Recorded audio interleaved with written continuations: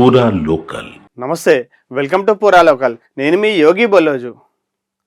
Game changer సినిమా box office దగ్గర బోల్తా పడిందా? అవుననే అన్నట్లుగా ఉన్నాయి ఆ సినిమా డైరెక్టర్ శంకర్ వ్యాఖ్యలు.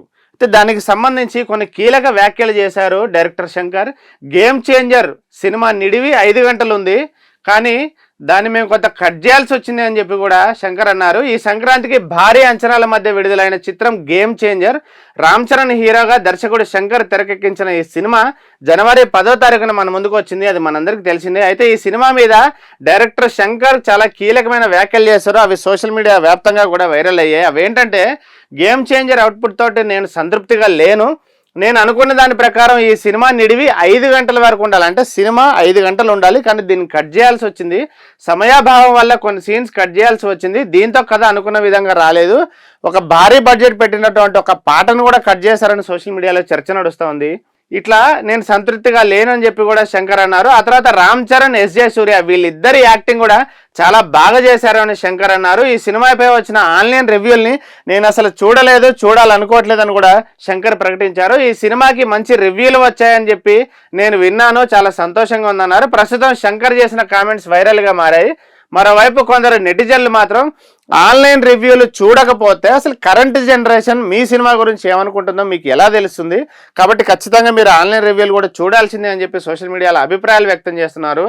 అయితే దాదాపు 6 ఏళ్ల తర్వాత కూడా రామ్ చరణ్ ఇది ఒక సోలో చిత్రం అవడంతో ప్రేక్షకుల్ని బాగా అలరించారంటున్నారు. ఇందులో ఆయన చేసిన అప్పన్న పాత్ర మాత్రం చాలా గొప్పగా చేశారని చెప్పి ప్రశంసలు వస్తున్నాయి. తాజాగా ఈ సినిమాను ఆదరించిన ప్రేక్షకులందరికీ కూడా రామ్ చరణ్ కృతజ్ఞతలు చెప్పారు. తన హృదయంలో కూడా ఈ గేమ్ చేంజర్ సినిమాకి ఒక ప్రత్యేక స్థానం ఉంటుందని అన్నారు. మీరు గర్వపడేలాగానే నేను అద్భుతమైన పర్ఫార్మెన్స్ ఇవ్వడం ఇంకా కొనసాగిస్తానంటున్నారు. దాదాపు 400 కోట్లతోటి తెరకెక్కించిన ఈ చిత్రం తొలి రోజు 186 కోట్ల రూపాయల బాక్సాఫీస్ బదులు కొట్టింది. ఆ తర్వాత సెకండ్ డే, థర్డ్ డే నుంచి కూడా ఈ రోజు వరకు బాక్సాఫీస్లో ఎంత కలెక్షన్ అయిందని మాత్రం ప్రకటించలేదు. అది ఎందుకు అనేది ఎవరికి అర్థం కావట్లేదు.